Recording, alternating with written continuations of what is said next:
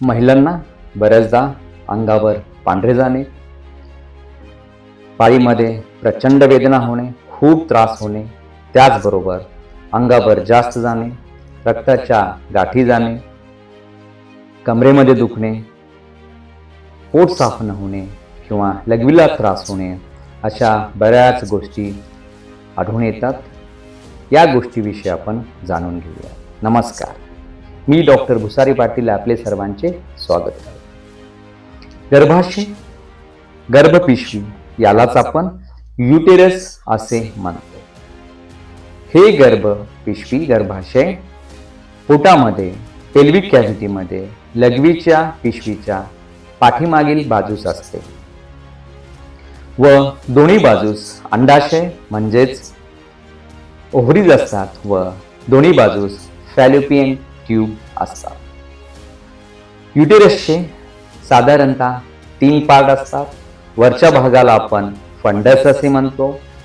मोठा जो भाग आहे फंडसच्या खालील त्याला आपण बॉडी असे म्हणतो व तोंडाजवळील खालचा भाग याला आपण सर्विक्स असे म्हणतो. गर्भाशय किंवा गर्भपिशवी याचे 3 पडदे असतात, 3 लेयर असतात.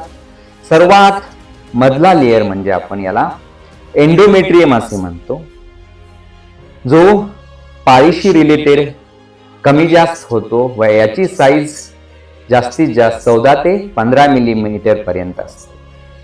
दुसरा लेयर म्हणजे मायोमेट्रियम हा मस्क्युलर लेयर असतो व सर्वात मोठा पार्ट असतो आणि सर्वात शेवटची किंवा बाहेरची कव्हरिंग याला आपण पेरिमेट्रियम असे मानतो. सोनोग्राफीद्वारे गर्भाशयाची संपूर्णतः तपासणी केली जाते. ही तपासणी 2 प्रकारे असते. एकतर ट्रान्स ॲब्डॉमिनल म्हणजे पोटाच्या वरतील बाजून आणि ट्रान्स व्हाजायनल म्हणजेच योनीद्वारे ही प्रोब टाकून सोनोग्राफी केली जाते. या सोनोग्राफीमध्ये आपल्याला बऱ्याच गोष्टी आढळतात. तर साधारणतः सर्वात आपल्याला प्रश्न पडलेला असतो की बल्की युटेरस किंवा गर्भपिशवीला सूज आलेली आहे. गर्भपिशवीची साईज हे 9 बाय 6 बाय 3 सेंटीमीटर असते. यापेक्षा जर साईज वाढली असेल तर याला आपण बल्की युटेरस असे म्हणतो. याचबरोबर जर गर्भपिशवीच्या बाजूला पाणी जर जमा झाले असेल, जे की पाउच ऑफ डगलस मध्ये असते, याला आपण पेल्विक इन्फ्लॅमेशन असे म्हणतो व या कंडिशन मध्ये पेशंटला अंगावर पांढरे जाण्याचा त्रास उद्भवलेला असतो. यानंतर सर्वात महत्त्वाचे फाइंडिंग असते ते म्हणजे फायब्रॉइड. फायब्रॉइड ह्या छोट्या गाठी असतात आणि या कॅन्सरच्या गाठी नसतात, परंतु या फायब्रॉइडमध्ये पेशंटला प्रचंड प्रमाणामध्ये पाळीमध्ये त्रास होत असतो, रक्तस्राव जास्त जात असतो, कमरेमध्ये खूप त्रास होत असतो व या फायब्रॉइडच्या गाठी या मिलीमीटर 3 ते 4 मिलीमीटर पासनं ते सेंटीमीटर 30 ते 40 मिलीमीटर किंवा त्यापेक्षा जास्त पण असू शकतात. या फायब्रॉइडच्या गाठी 3 पडदे आपण जे बघितलेत, एंडोमेट्रियम, मायोमेट्रियम व आउटरमोस्ट बाहेरचा पेरिमेट्रियम, या रिलेटेड असू शकतात. जर एंडोमेट्रियमशी रिलेटेड असेल त्याला आपण सबम्युकस फायब्रॉइड असे म्हणतो.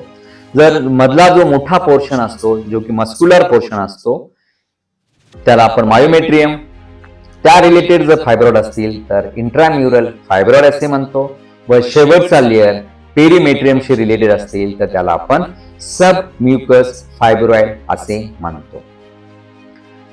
तर त्याचबरोबर जर हे फायब्रॉइडची गाठ गर्भपिशवीच्या बाहेर असेल तर याला आपण पेडन्क्युलेटेड फायब्रॉइड असे म्हणतो. या फायब्रॉइडमध्ये जर जास्त दिवस असतील तर यामध्ये कॅल्सिफिकेशन सुद्धा होऊ शकतं. याला आपण कॅल्सिफाईड फायब्रॉइड असे म्हणतो. याच बरोबर एंडोमेट्रियम जो मधला जो पडदा आहे, लेअर आहे, जो की पाळीमध्ये याची थिकनेस 4-5 मिलीमीटर ते 15 मिलीमीटर पर्यंत असते, या भागाला सुद्धा सूज येऊ शकते. या कंडिशन मध्ये आपण या कंडिशनला एंडोमेट्रियल हायपरप्लाझिया असे म्हणतो. म्हणजेच एंडोमेट्रियमला किंवा जो सर्वात मधला जो लेअर आहे त्याला सूज आलेली आहे. या कंडिशन मध्ये पेशंटला प्रचंड प्रमाणामध्ये ब्लिडिंग म्हणजे अंगावर रक्ताच्या गाठी जाऊ शकतात, पेन होत असतो आणि याची थिकनेस 15 ते 16 मिलीमीटर पेक्षा जास्त असते. आणि हे जे एंडोमेट्रियल हायपरप्लाझिया आहे इकोजेनिक असतं सोनोग्राफीवर आणि यामध्ये होमोजेनियस किंवा हेट्रोजेनियस सुद्धा चेंजेस असू शकतात. याच बरोबर पॉलिप जे सर्वात मधली लेअर आहे एंडोमेट्रियम, याला छोट्या छोट्या गाठी येऊ शकतात. ह्या बिनाइन कंडिशन असतात, कॅन्सरच्या नसतात, परंतु या सुद्धा पाळीमध्ये प्रचंड त्रास देत असतात, प्रचंड वेदना होत असतात व बऱ्याचदा या पॉलिपला आपल्याला ब्लड व्हॅस्क्युलरिटी पण आढळून येऊ शकते. आणि याच बरोबर एंडोमेट्रियम मध्ये जर थोडं फ्लुइड जमा झालं असेल, एंडोमेट्रियल कलेक्शन असेल किंवा ब्लड असेल, हिमोरेजिक जर फ्लुइड असेल, त्याचबरोबर पस असेल तर त्याला आपण पायोमेट्र असे म्हणतात, ब्लड असेल तर हेमॅटोमेट्र असे म्हणतात. या कंडिशन मध्ये सुद्धा पेशंटला वेगवेगळ्या प्रकारचे त्रास होत असतात. याच बरोबर बऱ्याच पेशंटमध्ये हा त्रास असतो इंटरमिटंट ब्लिडिंग, म्हणजे जी पाळी आहे पाळीच्या मध्ये पाळी गेल्यानंतर सुद्धा 7-8 दिवसांनी, 4-5 दिवसांनी, 10 दिवसांनी अंगावर जातं किंवा पाळीमध्ये खूप वेदना होतात. त्याच बरोबर असह्य वेदना होत असतात. या कंडिशनला आपण ॲडिनोमायसिस असे म्हणतो. या कंडिशन मध्ये एंडोमेट्रियम जो मधला लेअर आहे व मायोमेट्रियम याचं जे जंक्शन आहे आपल्याला व्यवस्थित दिसत नाही. नंबर 1. याच बरोबर जो मायोमेट्रियमचा लेअर असतो यामध्ये छोट्या छोट्या सिस्ट पण असू शकतात. त्याच बरोबर हेट्रोजेनियस इकोटेक्स्चर युटेरसचं होतं, म्हणजे नॉर्मल जे मायोमेट्रियमचा लेअर असतो त्यामध्ये बरेच चेंजेस आढळून येतात. या कंडिशनला आपण ॲडिनोमायसिस असे म्हणतो. याच बरोबर जर बऱ्याचदा पेशंटला कंप्लेन असते की मायांग बाहेर आलेलं असतं, म्हणजे लघवी करताना बऱ्याचदा गर्भपिशवीचं जे खालचा तोंड असतो, सर्व्हिक्स असतो, तो बऱ्याचदा बाहेर येत असतो. याला आपण प्रोलॅप्स असे म्हणतो. म्हणजेच गर्भपिशवी जे असते ते त्यांना सपोर्ट असतो, त्याला युट्राईन सपोर्ट्स असे म्हणतात. परंतु या सपोर्ट्स लिगामेंटला जर काही प्रॉब्लेम असेल तर गर्भपिशवी हे खाली पेल्विक कॅव्हिटीमध्ये येते व ती बाहेर सुद्धा येण्याचा प्रयत्न करते. याला आपण प्रोलॅप्स असे म्हणतो.